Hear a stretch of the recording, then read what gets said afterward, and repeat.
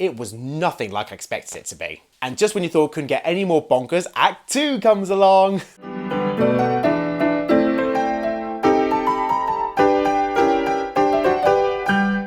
Hello lovelies, mwah! You are watching Fabaret, my darlings, and Fabaret is all about theatre, music, jazz hands, so if that's your scene, press the subscribe button. My name's Richard, and if you're new here, hi, welcome to the Fabaret family.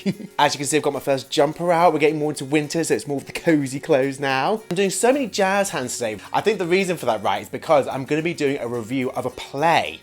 That's right, a play. I went to see a show that does not have jazz hands or music in it, a play where people talk to each other. I know, so weird, right?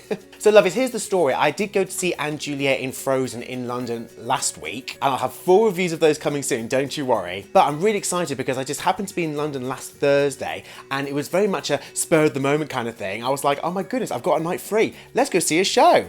And it was actually a really beautiful moment, right? Because basically the situation is lovely. I don't know if you know this, but unfortunately my mum passed away last year. And one really lovely thing that me and my mum used to do every year is that we went to the Menia Chocolate Factory. So the Menia Chocolate Factory is a small theatre near London Waterloo Station. And me and my mum would go there to see their musical that they'd have on each Christmas. So the last show we saw there together was Fiddler on the Roof, which then transferred to the West End and won the Olivier Award for Best Revival of a Musical. And we've also seen Barnum, She Loves Me, and Funny Girl, which had Sheridan Smith starring in it before it transferred to the Savoy. So yeah, I've got some really special memories there, and I thought to myself, actually, it'd been really lovely to go and see a show at the Menia Chocolate Factory. It's kind of like a little dedication to my mum. Because last Thursday I was initially down south and we did a ceremony to scatter her ashes. Now, luckily, after that emotional day I'd had, the play I went to see was a comedy. I think I needed it. So I went to the Menia Chocolate Factory to see Brian and Roger. So I was really excited to see this because it's still in preview mode. And that's why I wanted to do a video on this ASAP, because I was like, oh my goodness, I'm doing a review of a show that's still just in preview mode from London. Haha. So Brian and Roger, it's a comedy play, just 2 actors in it, and it's running from the 22nd of October to the 18th of December.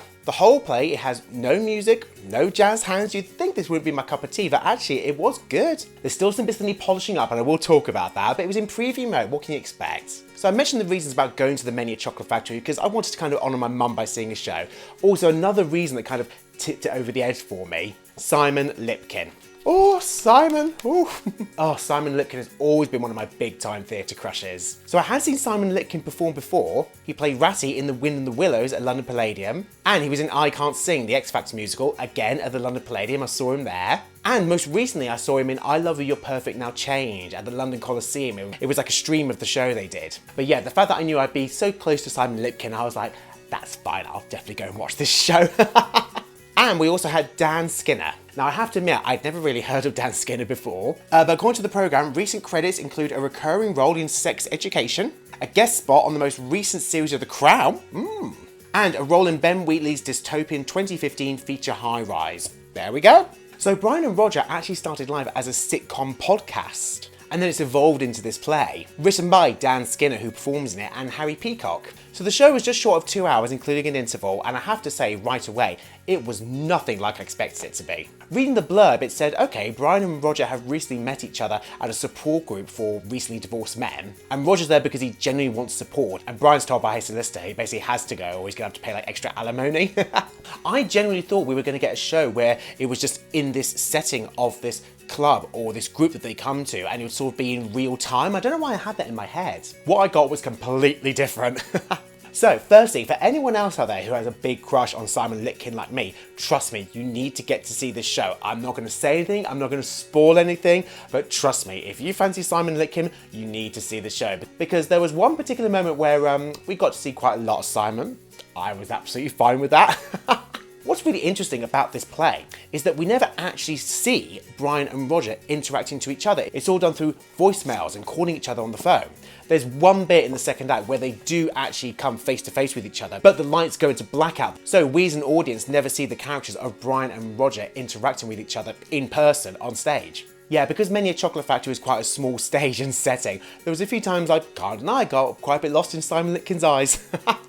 Right, focus, Richard, focus. Okay, back to the review. So what was interesting, they had a digital back wall that they used to upload photos of settings and characters, so instantly you could kind of tell where you were or who they were talking about or what the situation was. But there were times that I felt it was overused. It felt like sometimes for me that there was a lot of spoon feeding the audience, like they'd be talking to each other on the phone on voicemail saying about this group of people we're going to meet, and then suddenly would pop up with picture images of all those people that they're going to meet, and it's like, we don't really need that. You need to get the idea of the setting, maybe a few extra characters, pictures in the background, but you don't need to do too much, because I felt like sometimes it did distract me from what was going on with the characters. If you go into this show thinking you can predict the story at all, trust me, you are wrong. The story just goes all over the place. And what's interesting, that the story does focus more on the relationship between Brian and Roger, rather than Brian and Roger as characters themselves. I think as the story went on, and particularly into Act 2, I kind of got to understand Brian and Roger each individually as characters more. But especially in the first half, I felt there was so much going on that really I only had a chance to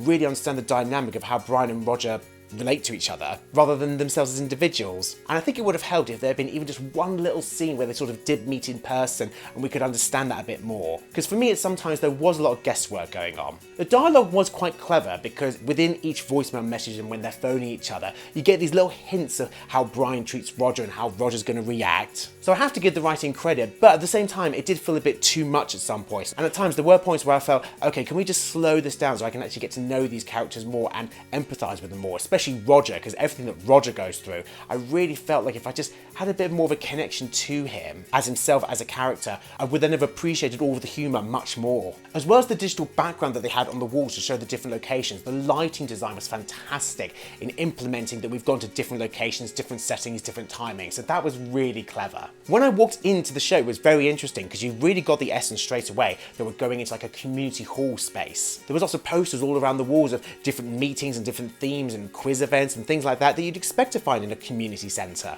I think because of all that, that's what led me to believe that the vast majority of the show was going to be set in that community hall space. But in reality, there was only one tiny bit in Act 1 where I kind of got the idea that, okay, we are in this community hall space. And then trust me, the rest of the time we were out all over the place. It's so hard because I don't want to give too much away, but trust me, these two fellas, they travel a lot in this show.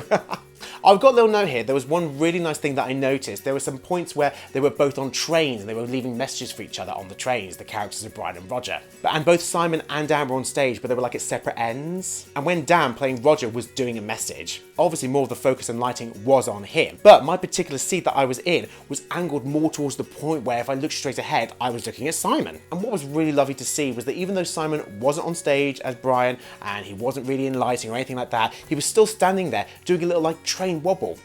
You know that little wobble where like people are on trains, it sort of goes a bit back and forth like that kind of thing and everyone's heads move to the same direction, all that stuff. He was still doing that, and that was actually really great to see that they've committed themselves to doing that. It's so important for actors to remember that just because you're not the person who's saying the line doesn't mean people aren't looking at you. The actual stage is set up in a corner and then the seats go round it like in a 90-degree angle. So you could actually go and see the show a few different times, sitting in different places, and I think you would get a totally different perspective. So like the group of audience members that I was sitting with, there's probably things that we noticed that members of the audience in the other section didn't see, and they probably spotted things that we didn't see. And I always love this like that. I love it when you can go see a show different times and see it from different angles and you get a totally different perception of it. So the interval comes and I just didn't know what to think because it had already gone so bonkers. Without giving too much away, Act 1 ends with Roger's character running from dogs covered in loads of meat, I want to say. Yeah, let's just leave it at that. And just when you thought it couldn't get any more bonkers, Act 2 comes along. And Act 2, I don't want to give too much away, but it was interesting because as the situation got more extreme, I felt that I saw more of Brian's insecurities coming out from his character, which was lovely to see, but there was a point at the very end of the show where Brian reveals something on the phone to Roger, sort of like a secret. And there may have been little inklings that Brian had been involved with this secret throughout the show, but then he sort of just went ahead and said it on the phone, and I was like, do you know what? I think it would have been interesting if he hadn't done that and it sort of been left to the audience's idea of whether Brian had done this particular thing to Roger or not. I don't know, I think sometimes it's more fun for the audience not to be told that kind of stuff. So overall, lovelies, I would say definitely get to see Brian and Roger at the Many a Chocolate Factory if you can. It's a fantastically hilarious show. Don't go expecting anything. Don't read any of the blurbs or anything online because all of the picture images they've been releasing, it gives a very different image to actually what the show is. And I thought that was actually very clever because I went expecting one thing and it was a completely different thing. Did I mention that Simon Litkin does something very cute in this? If you fancy Simon Litkin, go and see the show. Did I mention that? I don't think I've mentioned that. Simon Lipkin. Woo! Well, thank you so much for tuning in this week, my lovelies. I'll be back next Thursday with another vlog, most likely a review of Anne Juliet or Frozen. And I'm very curious to know from you, my lovely Fab fam, what plays have you been to see recently that don't involve music and jazz hands? Alright, bye lovelies. Thank you so much for watching. And if you did enjoy this, don't forget to subscribe below. And if you fancy following me on other social media, my Fab fam, I'm at Fabaret on Facebook and TikTok, and Fabaret_Richard on Instagram and Twitter. Mwah! And I'll see you next #Theatre Thursday. Mwah! Bye!